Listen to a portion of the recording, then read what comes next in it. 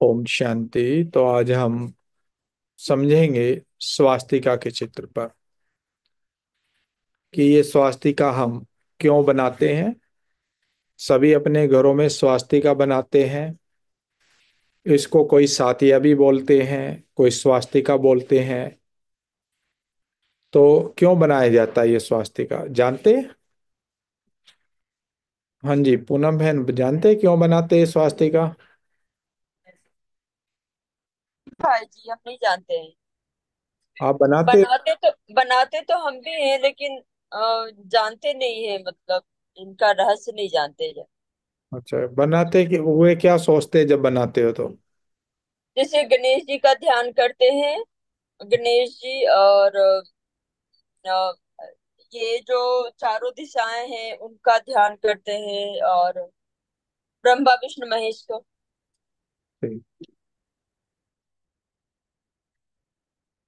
देखिए, स्वास्तिका मोस्टली बनाते पूछते स्वास्तिका क्यों बनाया जाता है, तो ज्यादातर सभी कहते हैं ये शुभ होता है, शुभ का प्रतीक है, गणेश का प्रतीक है। ठीक है, पहले तो हमें समझना है स्वास्तिका का मतलब होता क्या है। स्व शब्द जुड़ा है। स्व मतलब खुद, स्थित। तो स्वास्तिका मतलब स्वयं की स्थिति। तो स्वयं मैं कौन हूं? स्वयं मैं ये देह नहीं हूं, मैं आत्मा हूं। तो ये समझना कि मैं इस देह से अलग एक शक्ति हूं, आत्मा हूं। स्वयं की स्थिति में स्थित होना। और मैं आत्मा ने कैसे ये चक्र लगाया है सृष्टि का। सतयुग, त्रेता, द्वापर, कलयुग, ये आत्मा की स्थिति है। आज कोई सतयुग, त्रेता, द्वापर, कलयुग ऐसे नहीं कि कोई समय है। कलयुग भी आत्मा की स्थिति है और सतयुग भी आत्मा की ही स्थिति है। अगर किसी से अब हम पूछते हैं कि कौन सा युग, युग का मतलब समय, कौन सा समय चल रहा है, तो क्या कहते हैं? कलयुग चल रहा है। तो फिर पूछते हैं कलयुग क्यों कह रहे हैं इसको। तो प्रश्न उठाना कि कलयुग क्यों कह रहे हैं, तो आंसर आता है कि बहुत पाप हो रहे हैं, बहुत गलत कार्य हो रहे हैं। फिर प्रश्न उठता है कि ये कर कौन रहा है। तो कहेंगे ये सब हम मनुष्य ही कर रहे हैं। तो फिर कलयुग किसने बना दिया? हमने बना दिया। तो ये पाप हो क्यों रहे हैं? कहते हैं मन में विचार आ रहे हैं लोगों के। तो आत्मा से ही सतयुग है और आत्मा से ही कलयुग है। आत्मा के जब विचार सत्य के होते हैं तो वो सतयुगी है, असत्य के होते तो कलयुगी है। तो अब हम समझेंगे ये स्वास्तिका में ये लाइनें ऐसे ऐसे क्यों लगाई गई है। चार हिस्से बनाए गए हैं बराबर। ये किसका प्रतीक है? तो हम देखेंगे। देखिए, इसमें पहली लाइन है सतयुग, गोल्डन एज है। आत्मा जब सतयुगी थी, सतयुग पहले राइट वे में जा रहे। राइट का मतलब होता है सही, सत्य। तो हम पहले सत्य की दिशा में चल रहे थे, सही दिशा में जा रहे थे, सत्य की ओर। तो उसको कहा सत्ययुग। तो सत्य क्या था? सत्य यही था कि मैं आत्मा हूं, ये देह मेरी नहीं है, ये प्रकृति की है। जब मैं आत्मा इस संसार में आई थी तो मैं 100% सत्य में जीती थी। तो उसको सतयुग बोलते हैं। 1250 वर्ष तक मेरी ये स्टेज रही। इस स्टेज को गोल्डन एज कहते हैं। सतयुग को क्या कहेंगे? मेरी सत्य स्थिति को गोल्डन एज कहेंगे। ठीक है। अब मैं 100% में से 25% सत्युगी जीवन, जो मतलब 100% यहाँ पर मैं सत्युगी था, तो उसमें से 25% कमी आती है, जिसको बोलते हैं हम त्रेता युग। त्रेता मतलब 3 हिस्से डाउन हो गए। पहले देखे हम राइट वे में जा रहे थे, फिर ये नीचे की तरफ आ गया, ये लाइन देखो नीचे की तरफ आ गई, पहले राइट में फिर डाउन हुए, तो इसको कहा गया त्रेता युग। त्रेता मतलब 3 हिस्से सत्य के मेरे अंदर है। पहले 100% था, अब 75% है, 25% खत्म हो गया, 3 हिस्से बच गए, इसलिए कहा त्रेता युग। त्रेता मतलब सिल्वर एज। अब मैं पहले राइट चल रहा था, डाउन हुआ, और डाउन होने के बाद मैं लेफ्ट चला गया, देखो किधर चला गया, लेफ्ट की तरफ, उल्टी दिशा की तरफ। पहले सीधी दिशा पे जा रहे थे, फिर उल्टी दिशा की तरफ चले, तो इसको कहा गया द्वापर युग। द्वापर मतलब 2 हिस्से मेरे अंदर सत्य के हैं। कॉपर एज इसको कहते हैं। पहले गोल्डन, फिर सिल्वर, अब कॉपर। पहले सोने जैसे, फिर चांदी जैसे, फिर तांबे जैसे हो गए। तो सतयुग से मैं बिल्कुल विपरीत हूं, देखो।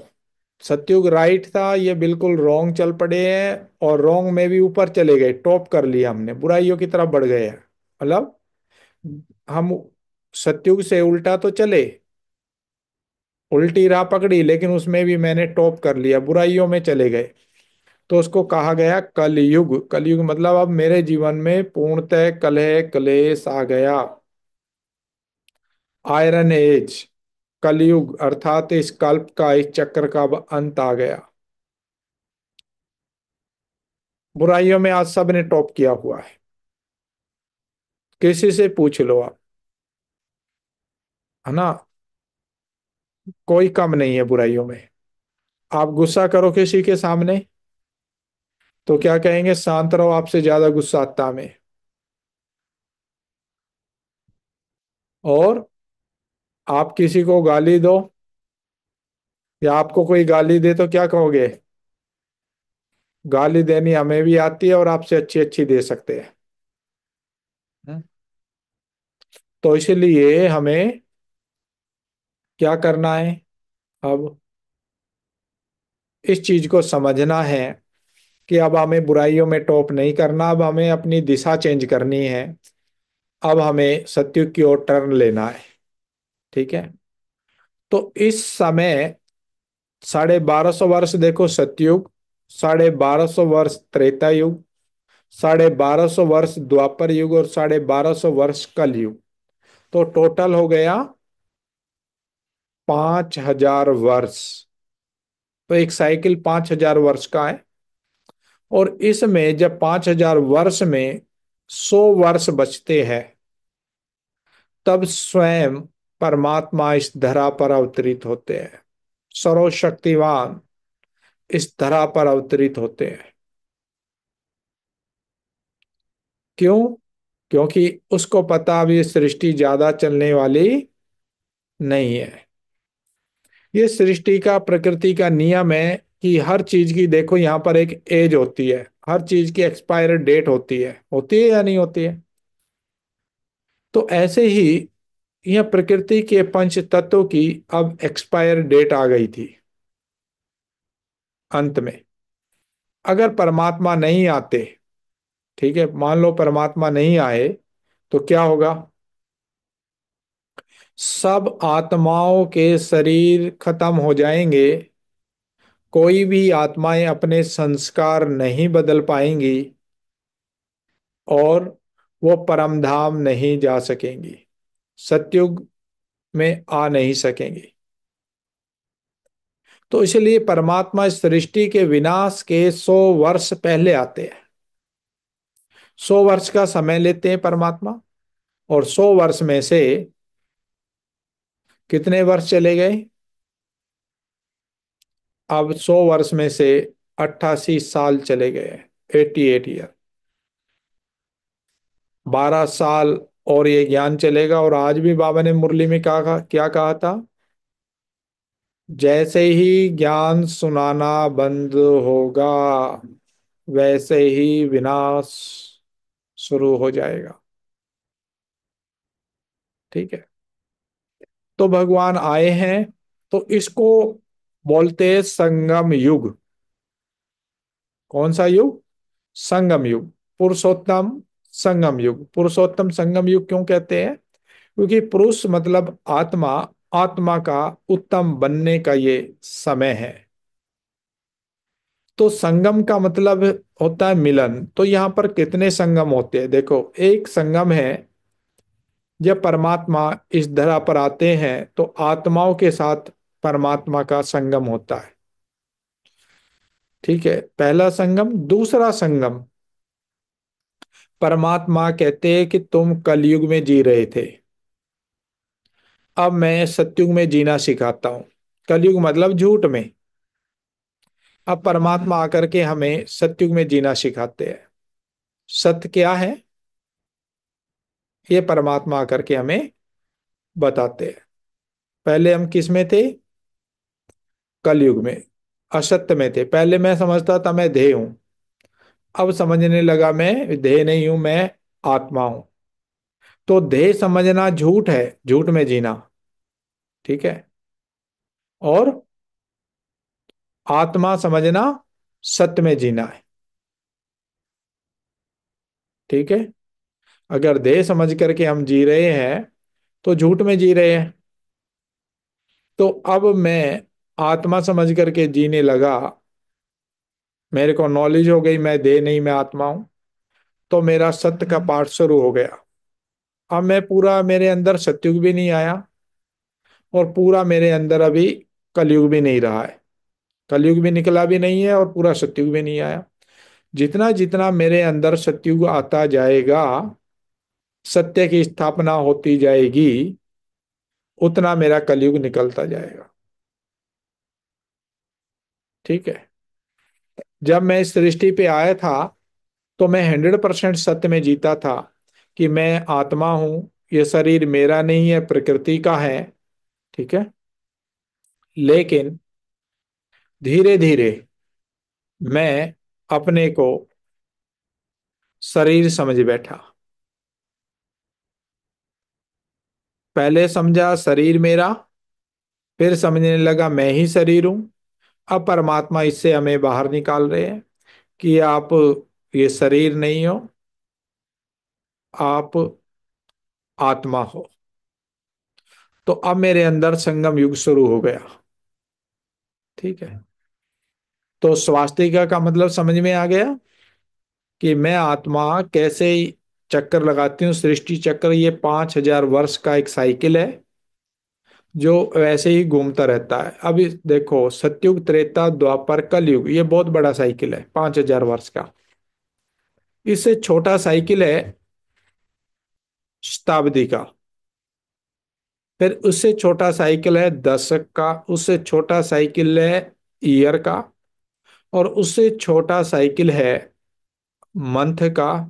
फिर उससे छोटा साइकिल है सप्ताह का। फिर उससे छोटा साइकिल है दिन का, रात और दिन का।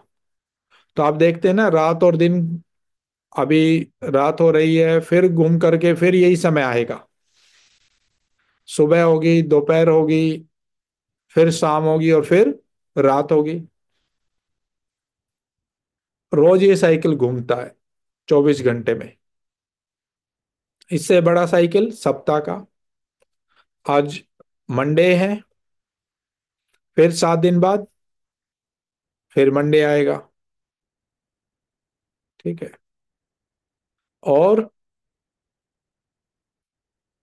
आज कितनी तारीख है? 9 तारीख है। फिर 9 तारीख आएगी। कौन सा महीना है? दिसंबर। फिर 1 साल के बाद फिर दिसंबर आएगा।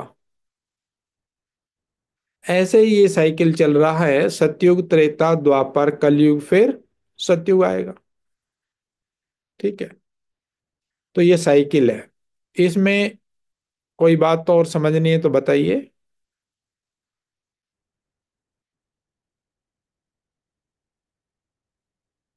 कोई प्रश्न हो इस चित्र में?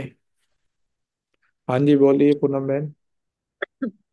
भाई जी, ये कलयुग और कितने वर्ष तक का है? हाँ, अब ये भी बात बहुत समझने की है कि कलयुग कितने टाइम का है। कलयुग है कहाँ पर?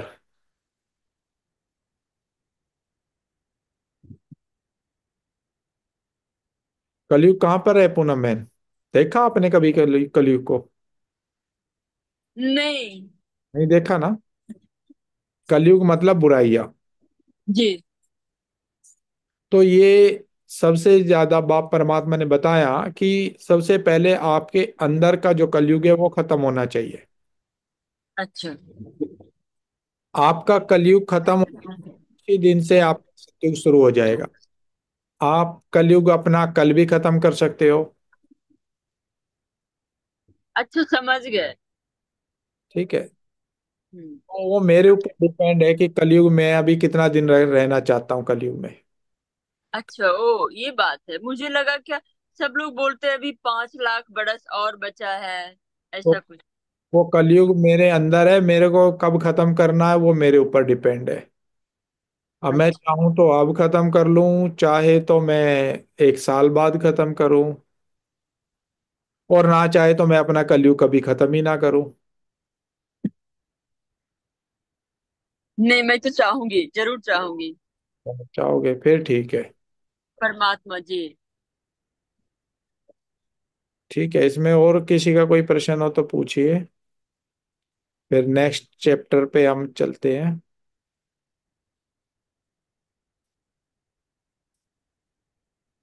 हाँ जी और हर्षद। भाई जी, बोलो।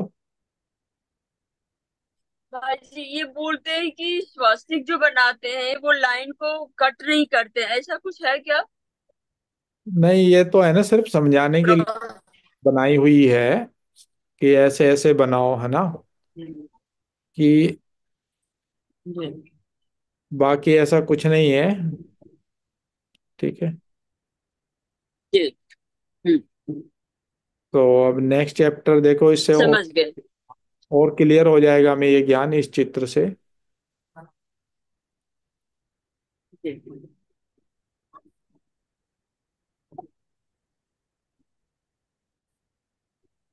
चित्र में हम देखेंगे हमारी पूरी जीवन कहानी है।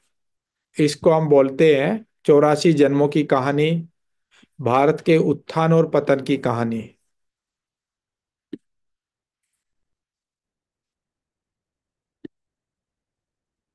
ये है भारत के उत्थान और पतन की कहानी, 84 जन्मों की कहानी। परमधाम से ये कहानी शुरू होती है, साइड में परमधाम भी दिखाया है। परमधाम से आत्माएं जब आती है सृष्टि पर, ये कहानी है हमारी 5000 वर्ष साल पुरानी। भारत का संपूर्ण ये इतिहास है। आज से 5000 वर्ष पहले का भारत क्या था और आज का भारत क्या है। हमारे पास अभी तक का जो इतिहास है, हिस्ट्री है, वो ज्यादा से ज्यादा 2000 या 2000 से कुछ लगा लो 2500 वर्ष लास्ट।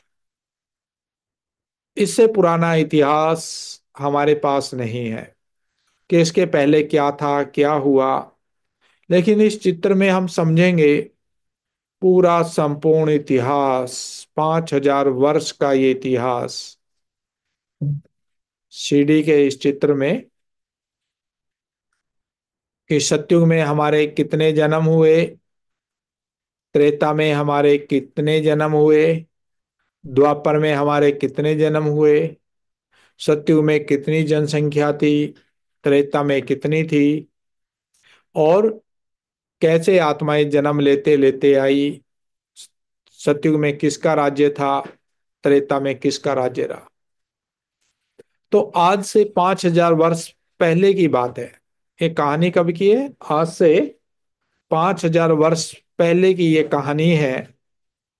आज से 5000 वर्ष पहले इस भारत में पूरे वर्ल्ड में भारत ही था।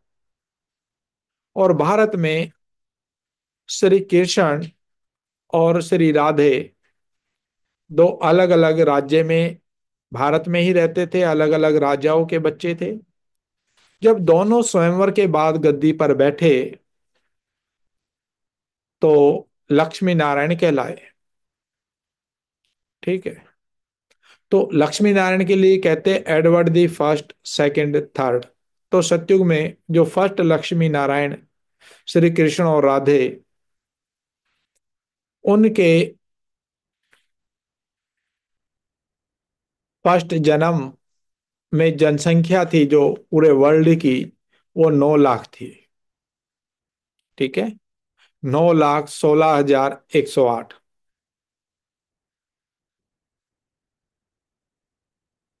तो इसको बोलते थे हम सूर्यवंशी।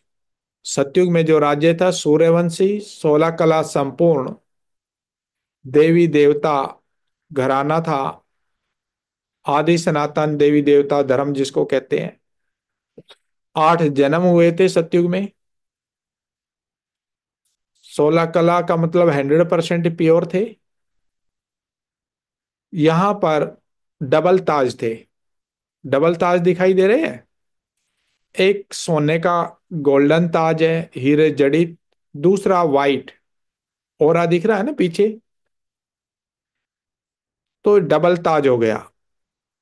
तो दूसरा ताज है प्योरिटी का, पवित्रता का। जो वाइट ताज है गो वो पीछे, उसको प्योरिटी का ताज कहते हैं।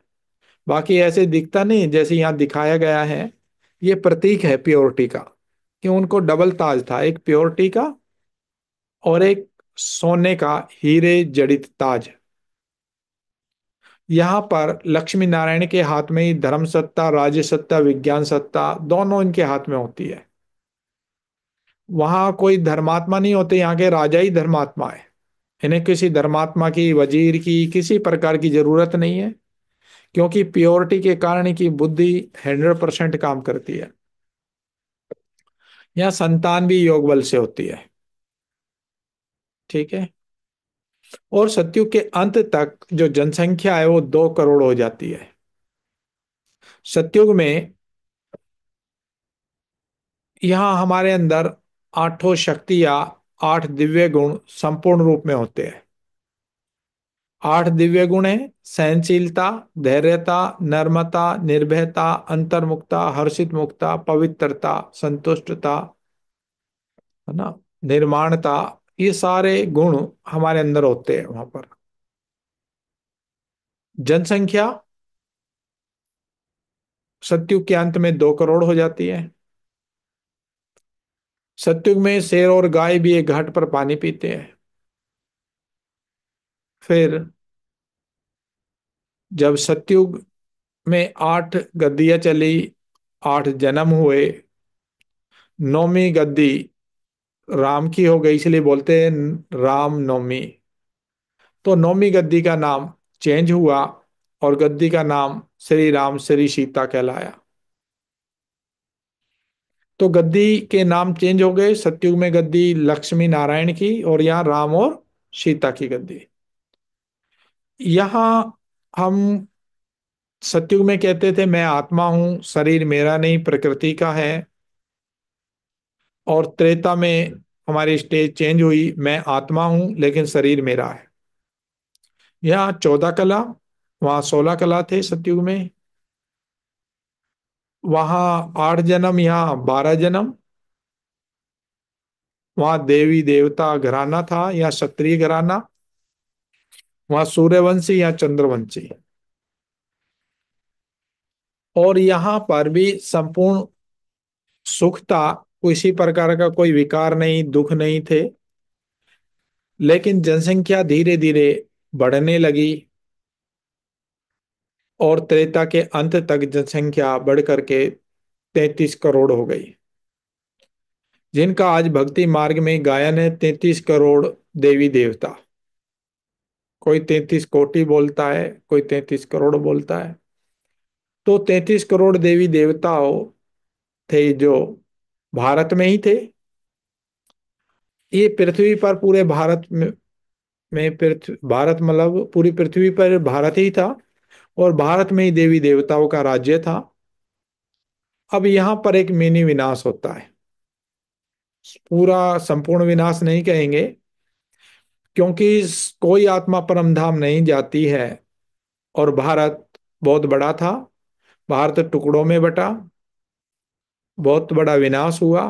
कारण, जो सतयुग त्रेता में देवी देवता पवित्र थे, संपूर्ण निर्विकारी थे, वो बॉडी कॉन्शियस हो गए। सतयुग त्रेता तक समझते थे मैं आत्मा हूं, लेकिन जैसे ही वो 2500 वर्ष बॉडी के टच में रहे लगातार, तो बॉडी के टच में रहते रहते वो बॉडी की कॉन्शियस में आ गए। बॉडी की कॉन्शियस अर्थात दैहिक आकर्षण। जब उनको दैहिक आकर्षण हुआ, बॉडी की कॉन्शियस में आ गए, विकारों में गए, तो एक मिनी विनाश हुआ। धरती कांपती है, प्रकृति का आपदाएं आती है, नेचर भी अपने को चेंज कर लेती। क्यों? क्योंकि मनुष्य की नेचर चेंज हो गई। समझ में आया? सतयुग त्रेता की नेचर चेंज होकर के एक मनुष्य की विकारी नेचर बनी, तो उस नेचर के कारण बाहर की नेचर ने भी अपने को चेंज कर लिया। इसलिए नेचर भी कितने प्रकार की है जानते हैं ना? नेचर भी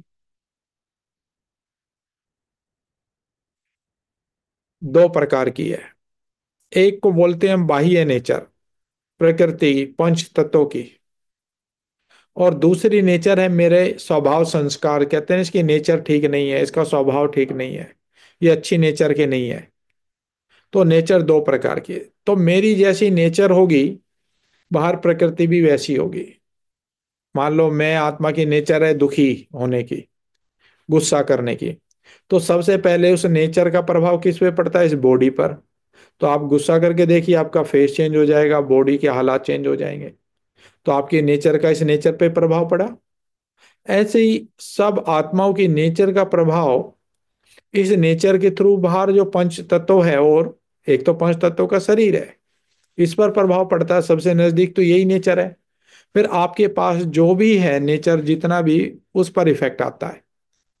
तो यहाँ जब मनुष्य आत्माओं की नेचर चेंज हुई सतयुग त्रेता के बाद, बॉडी कॉन्शियस वाली, तो प्रकृति ने भी अपने को चेंज किया। उसकी नेचर, वो भी नेचर भी चेंज हो गई। और एक जब चेंज होगा कोई भी चीज, देखो कोई भी चीज को चेंज करते हैं तो परिवर्तन तो कहा जाता है ना, उसको परिवर्तन हो गया। तो प्रकृति ने परिवर्तन किया। सतयुगी जो भी अ, खान पान था, रहन सहन था, प्रकृति के है ना, पेड़ पौधे, सब कुछ चेंज हो गया, और सतयुग का कुछ नहीं रहा। सतयुग त्रेता का उस विनाश में सब खत्म हो गया, और हम अपनी जंगली अवस्था में आ गए। सतयुग त्रेता के बाद द्वापर में जब हम आए, तो एक मिनी विनाश हुआ था। किस कारण हुआ? क्योंकि जो देवता पवित्र थे अपवित्र बन गए, अपनी नेचर चेंज हुई, तो बाहर की नेचर ने भी अपने को चेंज कर लिया। लेकिन अभी हमारी जो प्योरिटी थी, हमारे अंदर जो कला थी, वो 8 कला थी। सतयुग में 16 कला, त्रेता में 14 कला, और द्वापर में 8 कला। अब 8 कला होने के कारण मैं आत्मा अभी शक्तिशाली हूं।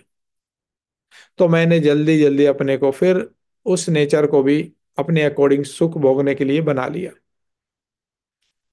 अपने महल कपड़े सब बनाना फिर फटाफट शुरू कर दिया, क्योंकि 8 कला है, 8 कला कम नहीं होती। आज तक मनुष्य में कला ही नहीं है। तब इतनी, है ना, किसी के अंदर इतनी कला नहीं है। द्वापर में 8 कला है, 50% आपका ब्रेन काम कर रहा अभी। सतयुग में 100% आपका ब्रेन काम करता था, ब्रेन का भी यूज करते थे। त्रेता में 75%, और द्वापर में 50%। तो आपने जल्दी जल्दी अपना प्रकृति को फटाफट अपने अनुकूल बना लिया। और अब क्या हुआ यहाँ पर देखो, विक्रमादित्य राजा को पूजा करते हुए दिखा रहे हैं शिव परमात्मा की। तो इस पे आपको पहले भी समझाया था कि विक्रमादित्य राजा ने सबसे पहले भक्ति शुरू की, अब ये विक्रमादित्य राजा कौन है, इसको समझना है। सतयुग में जो श्री कृष्ण की आत्मा थी वो ही नारायण बनी, और श्री कृष्ण की आत्मा ही जन्म लेते लेते सतयुग में 8, त्रेता में 12, तो 8 और 12 20, तो 21वें जन्म में वो विक्रमादित्य राजा के रूप में थी। कौन आत्मा? श्री कृष्ण की आत्मा, क्योंकि वो जर्नी करते हुए आ रही थी। सतयुग त्रेता अब द्वापर में आ गई। परम धाम नहीं गई है श्री कृष्ण की आत्मा, ना राम की आत्मा गई है। तो जो श्री कृष्ण की आत्मा थी वो विक्रमादित्य राजा के नाम से थी। तो ये विक्रमादित्य फर्स्ट विक्रमादित्य राजा थे। विक्रमादित्य राजा की भी गद्दी चलती है, ठीक है। तो विक्रमादित्य राजा ने सबसे पहले परमात्मा को पुकारा था, तब उनको परमात्मा के लाइट के दर्शन हुए। तब उन्होंने पहले ज्योति जलाई थी, और ज्योति की हमने भक्ति शुरू की। फिर उन्होंने पहला शिव ज्योतिर्लिंगम बनाया। यहाँ से मंदिर बनने शुरू हुए। फिर उसके बाद श्री कृष्ण की पूजा कब शुरू हो गई, कैसे शुरू हो गई, प्रश्न अब यहाँ उठता है। पहले तो निराकार एक शिव की भक्ति हो रही थी। इस भक्ति को बोलते हैं हम अव्यभिचारी भक्ति, ठीक है। यहाँ ये लिखा भी हुआ है, देखो, सोमनाथ की पूजा कब हुई, इसको कहा अव्यभिचारी, ठीक है। अव्यभिचारी का मतलब एक शिव की भक्ति, एक की भक्ति। फिर व्यभिचारी भक्ति कहा जब श्री कृष्ण की भक्ति शुरू हुई, मतलब देहधारी की भक्ति शुरू हुई। अब श्री कृष्ण की भक्ति शुरू कैसे हुई, अब यहां पर देखिए, 8 कला वाली आत्माएं थी द्वापर में। अभी सतयुग त्रेता वो जन्म लेते लेते द्वापर में आई। और द्वापर में जब वो दुखी हुए, परेशान हुए, उन्होंने सोचा कि कभी तो सुख होगा संपूर्ण इस सृष्टि पर, भगवान भी आए होंगे, तो इसका पता लगना चाहिए उनको, है ना। तो इसका उनको कैसे पता चला, उन्होंने अपना पास्ट लाइफ रिग्रेशन किया, वो बताएंगे आगे कैसे किया। अब हम उससे पहले और समझ लेते हैं उससे आगे की जर्नी। यहाँ श्री कृष्ण की भक्ति शुरू हुई, उसका कारण था यहाँ पर गीता लिखी गई, और गीता में श्री कृष्ण नाम डला हुआ है। श्री कृष्ण नाम डलने से ये सत्युग का जो प्रिंस था श्री कृष्ण, उसको समझ लिया गया, और उसकी भक्ति शुरू हो गई। क्योंकि वो भी 16 कला संपूर्ण थे। 16 का मतलब 100% प्योर। 100% प्योर मतलब भगवान, लेकिन भगवान तो थे नहीं श्री कृष्ण। तो श्री कृष्ण की यहां से भक्ति शुरू हो जाती है। कृष्ण का मतलब नहीं समझ में आया, कृष्ण शब्द के अनेक अर्थ है। कृष्ण का मतलब निराकार भी होता है, और कृष्ण का मतलब काला भी होता है। और श्री कृष्ण एक सतयुग का प्रिंस भी हुआ। तो सतयुग का प्रिंस उन्होंने सेलेक्ट कर लिया। अब यहां फिर देखो भक्ति और बढ़ी। फिर यहाँ पर लक्ष्मी नारायण की भक्ति शुरू हो गई श्री कृष्ण के बाद। फिर यहाँ पर रामायण लिखी गई, तो राम और सीता की भी भक्ति शुरू हो गई। फिर उसके बाद हनुमान, गणेश कलयुग में स्टार्ट हुई। द्वापर तक इनकी पूजा नहीं थी। जैसे ही कलयुग शुरू हुआ, हनुमान जी की, गणेश की, अग्नि की पूजा, पेड़ों की पूजा, और इस कलयुग में अंत में गुरुओं की पूजा शुरू हो गई। और गुरुओं की पूजा से भी कहानी आगे बढ़ करके अब कमेटियां बनने लगी, सम्मेलन होने लगे कि कैसे संसार में शांति हो। इसमें दिखा है भारत, कभी भारत देखो सोने की चिड़िया था, आज भारत विदेशों से हेल्प लेता है ना, ये अमेरिका रशिया दिखाए। कभी संसार भारत की ओर देखता था, और आज भारत संसार की ओर देखता है। तो ये दिखाया, कांटों की सैया पर भारत लेटा हुआ है, पतित भ्रष्टाचारी पुरानी दुनिया का। अब अंत तो यहाँ पर द्वापर में हमारे 21 जन्म हुए थे और कलयुग में हुए हमारे 42 जन्म।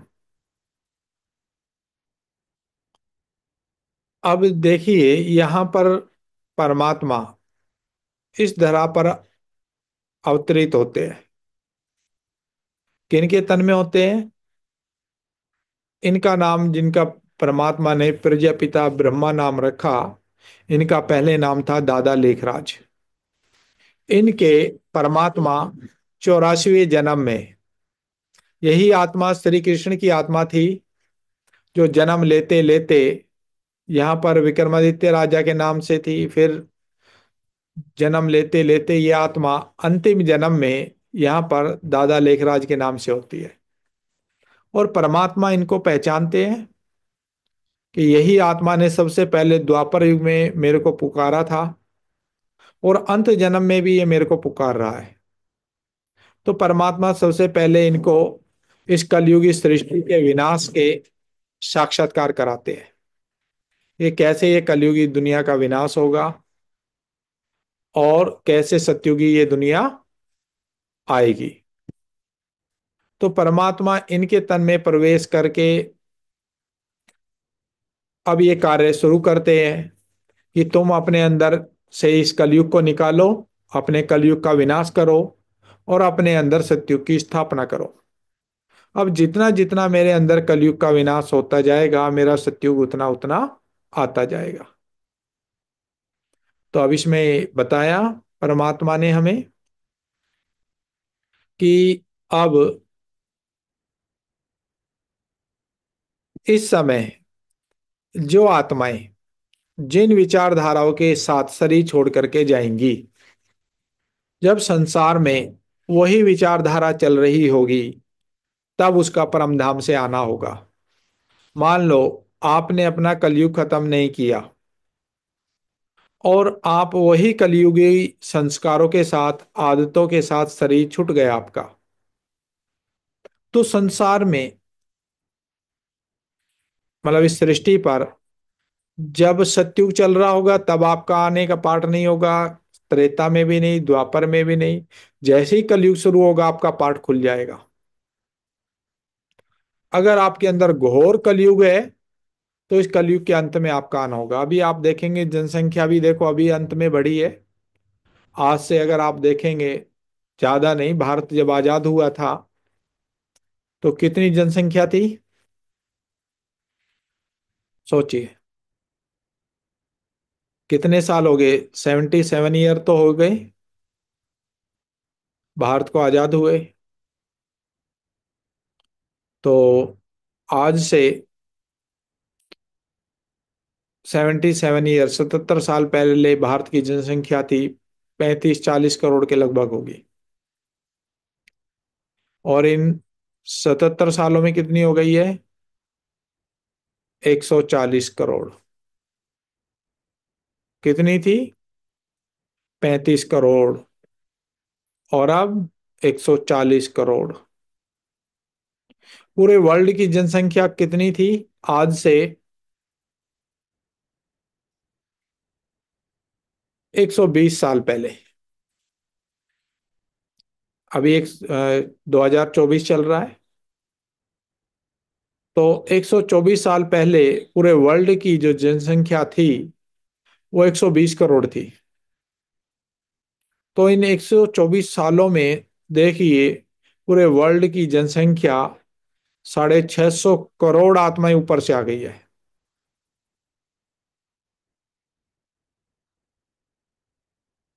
सोचिए कितनी करोड़ आत्माएं ऊपर से आ गई है इस अंत में। तो ज्यादातर आत्माएं अपना कलयुग खत्म नहीं करेंगी, तो आना कहाँ पड़ेगा उनको? कलयुग में। क्योंकि आत्मा इस समय जिन संस्कारों के साथ शरीर छोड़ करके जाएगी, संसार में जब वही संस्कार चल रहे होंगे तब उसका आना होगा। मान लो मैं कृष्ण की भक्ति कर रहा हूं और भक्ति करते हुए मैं शरीर छोड़ करके गया, लेकिन भक्ति कौन सी कर रहा हूं मैं श्री कृष्ण की, ये भी डिपेंड करेगा। भक्ति के प्रकार आप सबको बताए थे। एक भक्ति होती है स्वार्थ की भक्ति, जिसे हम कहते हैं भगवान मेरा ये काम बना देना, मेरा ये कर देना, मेरा ये कर देना, कृपा बनाए रखना। तो मांग रहे हैं उससे, सिर्फ स्वार्थ के लिए उसको याद कर रहे हैं। स्वार्थ की भक्ति। सेकंड, भय की भक्ति है, डर से भी भगवान को याद करते हैं। कहीं भगवान नाराज ना हो जाए, कहीं ऐसा ना हो जाए, वैसा ना हो जाए, डर के भी हम याद कर रहे हैं। तो डर से भी भक्ति कर रहे हैं, भगवान को पाने के लिए नहीं कर रहे। डर रहे हैं कहीं नाराज हो गए तो कुछ गड़बड़ ना हो जाए। एक स्वार्थ के लिए भक्ति कर रहे हैं, वो भी भगवान को पाने के लिए नहीं कर रहे। तीसरे भगत जो भक्ति कर रहे हैं, भगवान से सौदेबाजी कर रहे हैं। भक्ति में भी क्या कर रहे हैं, भगवान से सौदा कर रहे हैं। क्या सौदा कर रहे हैं? कह रहे हैं भगवान मेरा ये काम बना दो, मैं आपका इतने का प्रसाद चढ़ाऊंगा। भगवान मेरा ये कर दो, मैं आपके नाम का भंडारा कराऊंगा। भगवान ये कर दो, मैं आपका मंदिर बनाऊंगा। है ना? जिस भी देवी देवताओं की भी भक्ति कर रहे हैं तो क्या कर रहे हैं देवियों की भी भक्ति में, कि देवी माँ मेरी मुराद पूरी कर दे, मैं हलवा बांटूंगी। हम्म, सुना है ना? माँ मुरादे पूरी कर दे, हलवा बांटूंगी, और नहीं पूरी की तो मैं नहीं बांटूंगी। हम्म, तो स्वार्थ और सौदेबाजी की और डर की भक्ति तीन हो गई। चौथी भक्ति है मान शान की भक्ति। दिखावे के लिए भक्ति कर रहे हैं, कि मंदिर बनवाएंगे तो लोग जानेंगे मेरे को। ठीक है। भगत ज्यादा बनते हैं दिखावे के लिए, ताकि लोग विश्वास कर ले। तो इसलिए लोग भक्ति कर रहे हैं। ये चार प्रकार की भक्ति हो गई। पांचवे भगत वो है जो भगवान को पाना चाह रहे हैं। उन्हें भगवान से कुछ नहीं चाहिए, उन्हें भगवान चाहिए, परमात्मा चाहिए। वो उसकी खोज में लगे हुए हैं, कहीं से भी उनको उसका परिचय मिल जाए। तो बताओ, ऐसे भगत मिले आपको? ऐसे भगत तलाश करना और हमारे से मिलाना, कि ये ऐसा भगत है जिसे भगवान चाहिए। तो मान लीजिए आप भगवान को, श्री कृष्ण को प्राप्त करना चाह रहे हैं और वो भक्ति कर रहे हैं। तो जब श्री कृष्ण की भक्ति और वो ही भक्ति करते हुए आपका शरीर छूट गया, आपने अपने को श्री कृष्ण जैसा नहीं बनाया, श्री कृष्ण को पाना चाह रहे हैं, उसे प्रेम है आपका। तो जब श्री कृष्ण जी की भक्ति शुरू होगी द्वापर में फर्स्ट, तब आपका आना होगा। जैसे ही श्री कृष्ण की भक्ति शुरू होगी, आप श्री कृष्णपुरी में नहीं आएंगे, क्योंकि आप श्री कृष्णपुरी में कौन आएगा? जो श्री कृष्ण जैसा होगा, जिसने अपने आप को श्री कृष्ण जैसा बनाया। श्री कृष्ण का भगत नहीं आएगा श्री कृष्णपुरी में। श्री कृष्णपुरी में वही आएगा सतयुग में, जो अपने आप को सतयुगी बनाएगा, श्री कृष्ण जैसा। तो जिस भी संस्कारों के साथ आत्मा शरीर छोड़ करके जाएगी, मान लो आप पेड़ों की पूजा करते हो, पेड़ों को मानते हो, तो जैसे ही जब पेड़ों की पूजा शुरू होगी, तब आपका आना होगा। क्योंकि संस्कार तो आत्मा वही लेकर के गई है। और इस कलयुग के अंत में आप देखेंगे गुरुओं की भक्ति बहुत हो रही है। तो जो गुरु को ही भगवान माने बैठे हैं, गुरु को ही पाना चाह रहे हैं, तो जैसे ही ये गुरु लोगों का शुरू होगा सिस्टम, तब उनका ऊपर से आना शुरू हो जाएगा। मतलब जिन संस्कारों के साथ, अब कलयुग के अंत में किन संस्कारों के साथ आत्मा ज्यादातर शरीर छोड़ के जाएंगी, कि संसार में कुछ नहीं रखा है, क्या करो, खाओ पियो ऐश करो। है ना? गीत भी बना रखे हैं ऐसे, संसार में कुछ नहीं रखा है, खाओ पियो ऐश करो मित्रों। है ना? तो अब क्या करेंगे वो सोचिए। खाएंगे पिएंगे ऐश करेंगे, और क्या करेंगे? है ना? तो इन्हीं संस्कारों के साथ आत्मा शरीर छोड़ के चली जाएंगी। और जब संसार में वही संस्कार चल रहे होंगे, तब आत्मा का आना होगा। ठीक है। तो अब हमारे ऊपर डिपेंड है, मेरे को सतयुग में आना है, त्रेता में आना है, द्वापर में आना है, या कलयुग में आना है, या कलयुग के भी अंत में आना है। हमारा भाग्य हमारे हाथ में है, भगवान ने हमारे भाग्य की कलम हमारे हाथ में सौंप दी है। ठीक है। तो अब इस कलयुग के अंत में परमात्मा भी आते हैं, ज्ञान देते हैं। अब हम आत्माएं जो भी संस्कारों के साथ शरीर छोड़ के जा रही है, ये सब आत्मा के अंदर रिकॉर्ड हो रहा है। आत्मा एक ऐसा मेमोरी कार्ड है जिसके अंदर सब ऑडियो वीडियो रिकॉर्ड है। ठीक है। अब देखिए, ये शास्त्र, वेद शास्त्र कब लिखे गए, गीता कब लिखी गई? इस द्वापर की शुरुआत में ही ये गीता लिखी गई। जब शिव की भक्ति शुरू हुई, उसके बाद ये गीता लिखी गई। गीता किसने लिखी? वेद व्यास ने। लिखी कैसे? उसको कैसे पता चला भगवान रथ में बैठ करके ज्ञान दे रहे हैं? क्योंकि वो आत्मा भी इस समय ज्ञान सुन रही है जो गीता लिखेगी द्वापर में। परमात्मा ने वो भी बता दिया कि यहाँ जो आत्मा ज्ञान सुन रही है, जिनका नाम जगदीश भाई है, यही द्वापर में वेद व्यास होंगे और यही गीता लिखेंगे। क्योंकि द्वापर में जो ऋषि मुनि हैं, ये अपना पास्ट लाइफ रिग्रेशन खुद कर लेते हैं। तो उन्होंने अपना पास्ट लाइफ रिग्रेशन किया, लेकिन उन्होंने कहा कि मैं जब अपने पास्ट में जाऊंगा पीछे, तो उस समय मेरे को लिखने वाला चाहिए, क्योंकि मेरी आंखें बंद होगी और मैं वो दृश्य देख रहा हूंगा और सिर्फ मैं बोल सकता हूं, मैं लिख नहीं सकता।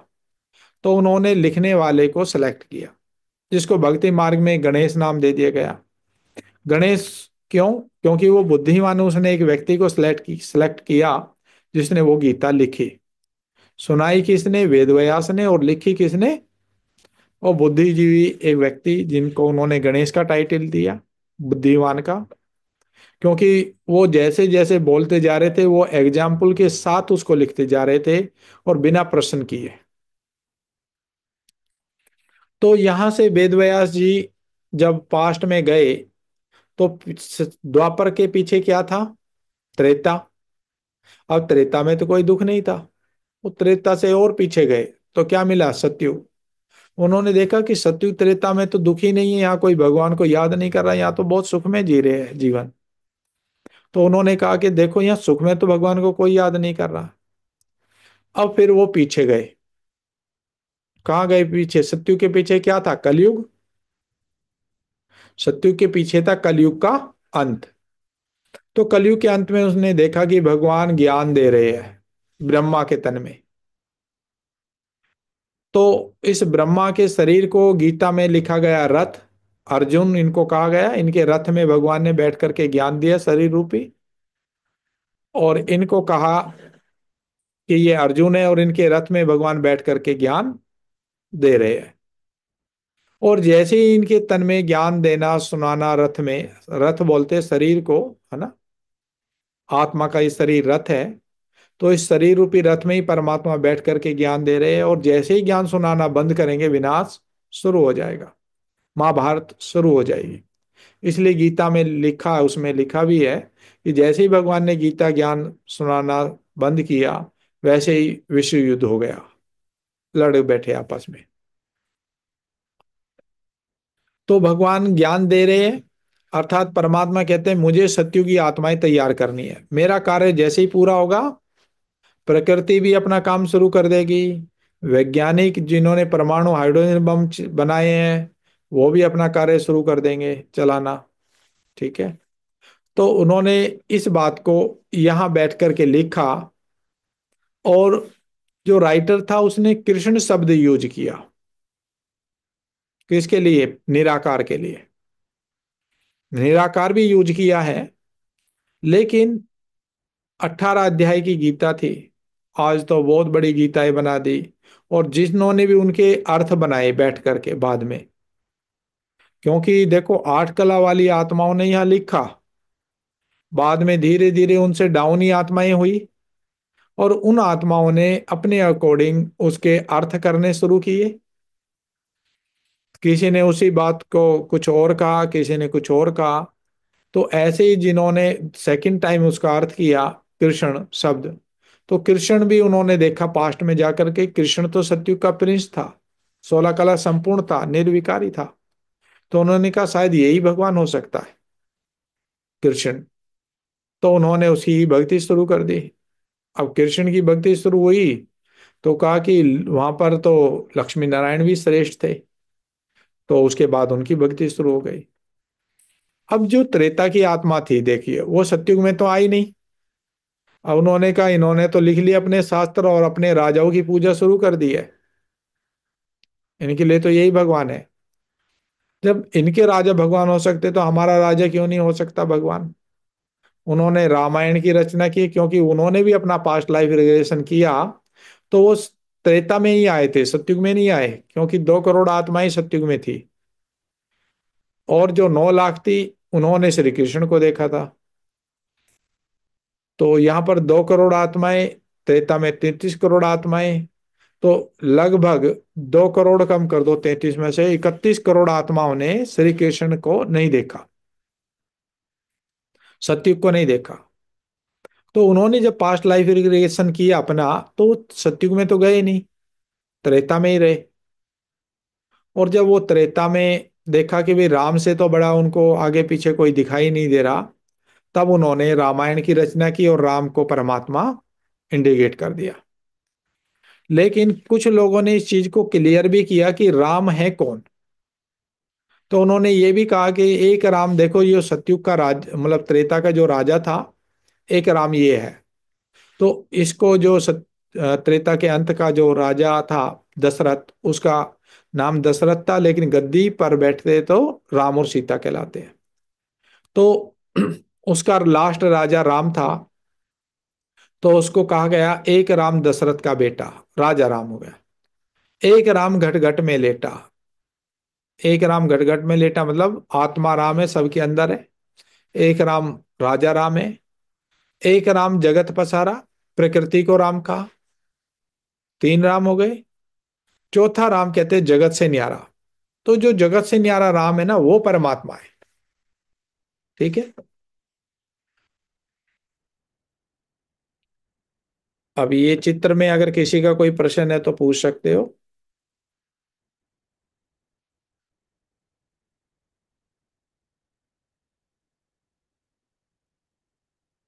हाँ जी, हर्षा बहन बोलो। भाई जी, ये 16 गुण संपन्न बोला गया है ना। और श्रृंगार भी बोलते हैं, 16 श्रृंगार। और 16 ही मतलब शब्द है, तो क्या अर्थ है इसका? अल्लाह का मतलब होता है 100%। आपने तो देखे नहीं होंगे आने, सुने 4 आने, 8 आने, 12 आने, 16 आने। 12 आने मतलब 75 पैसे, 8 आने मतलब 50 पैसे, और 16 आने मतलब 100%, 100 पैसे। तो 16 का मतलब 100%। तो यहाँ 16 श्रृंगार का मतलब है कि आत्मा 100% अपने को प्योर बना ले, श्रृंगार ले, मतलब गुणों से शक्तियों से अपना श्रृंगार कर ले।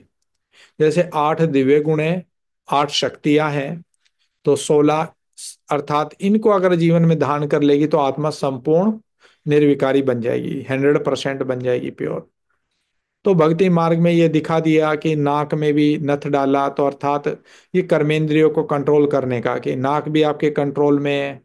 कानों का श्रृंगार क्या है कि आप कानों से अच्छी बातें सुने, है ना। और गले में हार पहनने का मतलब है कि गले का श्रृंगार है आपकी मीठी वाणी हो, है ना। मुख पे जो लगाते हैं लिपस्टिक वगैरह, उसका मतलब है कि आपका चेहरा हमेशा मुस्कुराता हो।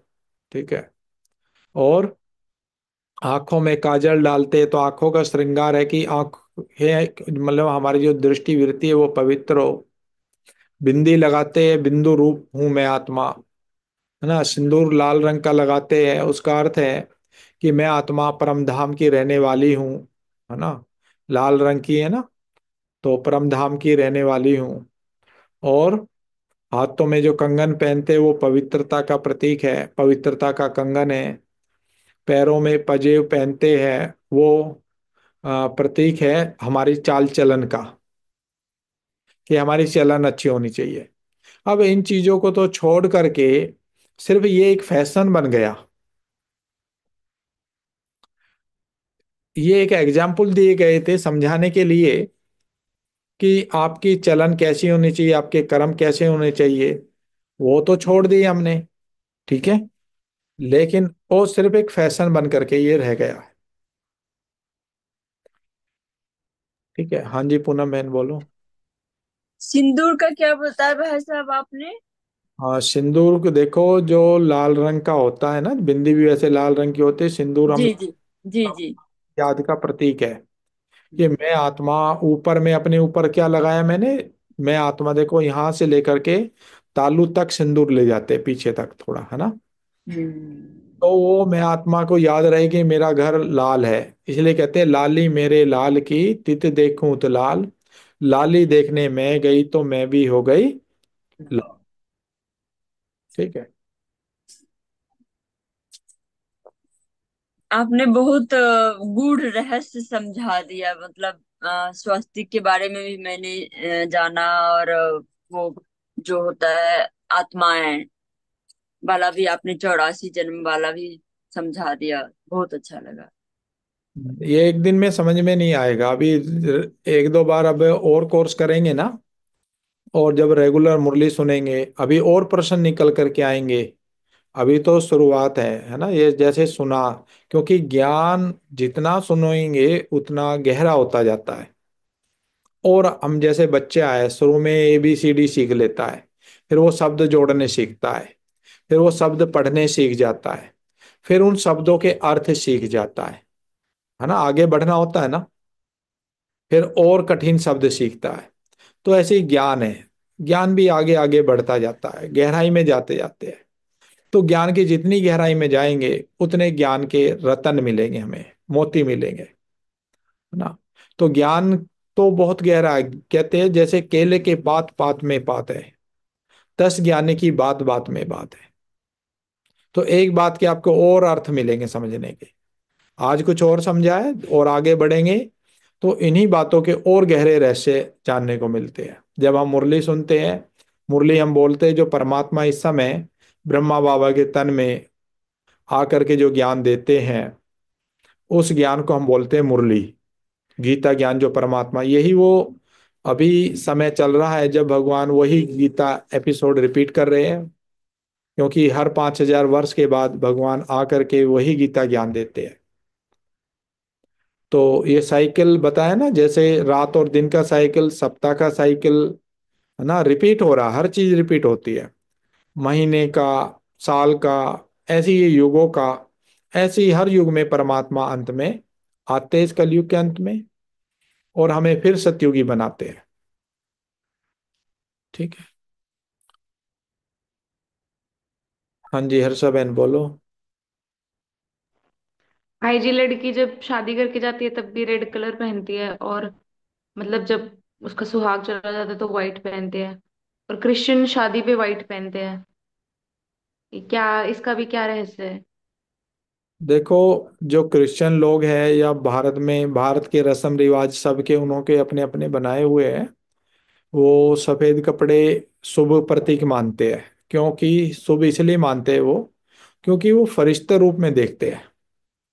जो उनको दर्शन हुए उनके, जो बाइबल है उसमें फरिश्तों का जिक्र है कि फरिश्ते सफेद लाइट के होते हैं, तो इसलिए वो सफेद रंग को शुभ मानते हैं। ठीक है। और भारत में लाल रंग को शुभ मानते हैं, क्योंकि यहाँ देवियों को लाल रंग के वस्त्र दिखाते हैं, परम धाम की याद दिखाते हैं। यहाँ पर साधु सन्यासी होते हैं, वो भी लाल रंग के वस्त्र पहनते हैं।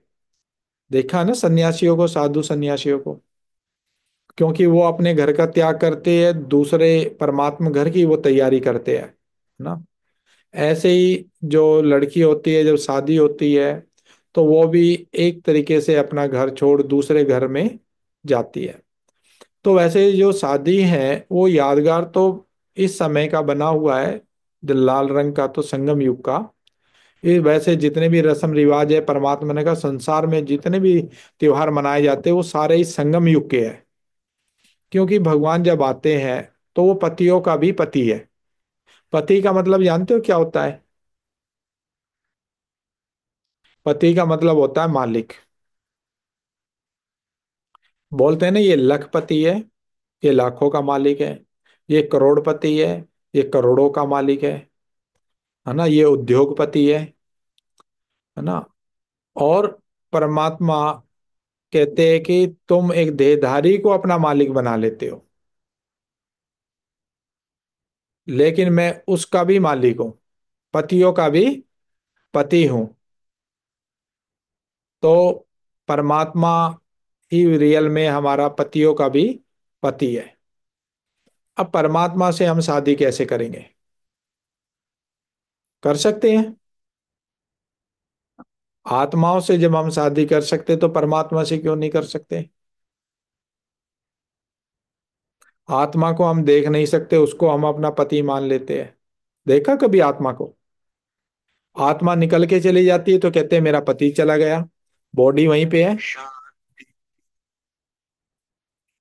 ना। ठीक है। तो और बाकी कल करेंगे इसमें डिस्कशन। ठीक है, ओम शांति।